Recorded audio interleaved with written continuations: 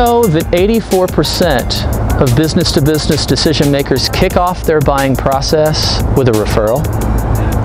Or that if an inbound lead comes into your website and you respond within 5 minutes, that you're 100 times more likely to qualify that business? Hi, I'm Wright with ClearPivot, a digital marketing agency in Denver. Today I want to talk about 3 fundamental things that we believe constitute intelligent prospecting in today's digital world. Let's face it, prospecting in today's digital world is a lot more than just purchasing a list, making a ton of phone calls, but without any preparation or research.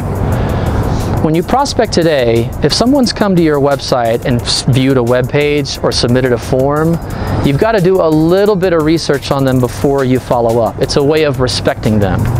Think about it from your point of view. Someone made a call to sell or market you something, and then in the course of the conversation you found out that they didn't really research your company and they didn't know a whole lot about you. Would you feel respected, or would you feel like your time is being wasted? Let's talk about the 3 rules that we follow when prospecting in an inbound lead environment.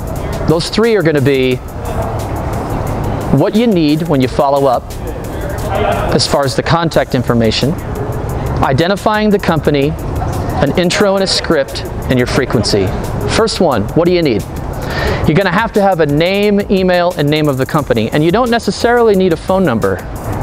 In today's busy world, with all of the content that's getting consumed and published, it's a lot easier for somebody to set up an appointment when they're interested over email than it is over the phone. So for us, if I have a name, company name, and email, I know I can follow up. Second is identify. Identify their identity.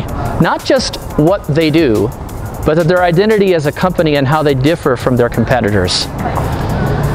It's going to respect them a lot more if you know that going in, so that they don't have to explain things that you could have already read before you talk to them.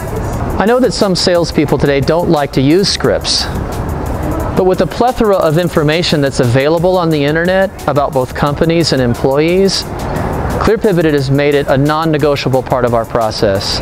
It's important to have a good, solid, repeatable introduction and script that you can start to use religiously at first, but tweak as you go.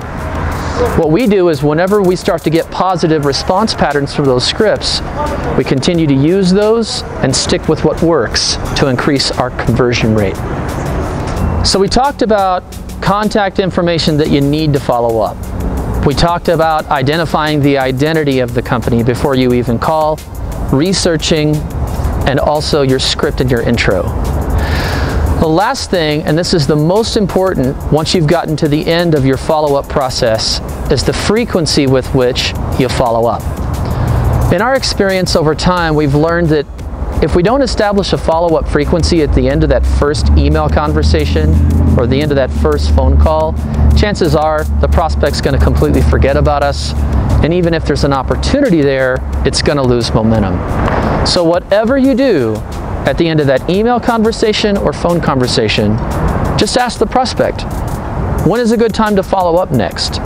And if the range is too long, say you think that 3 months or 6 months they'll forget about you, just accept it, and in the meantime, keep up with that company, read their blog, find relevant and meaningful information to send to them in the meantime. They may not respond, but that doesn't mean they don't remember. Always get a follow-up frequency and always follow up.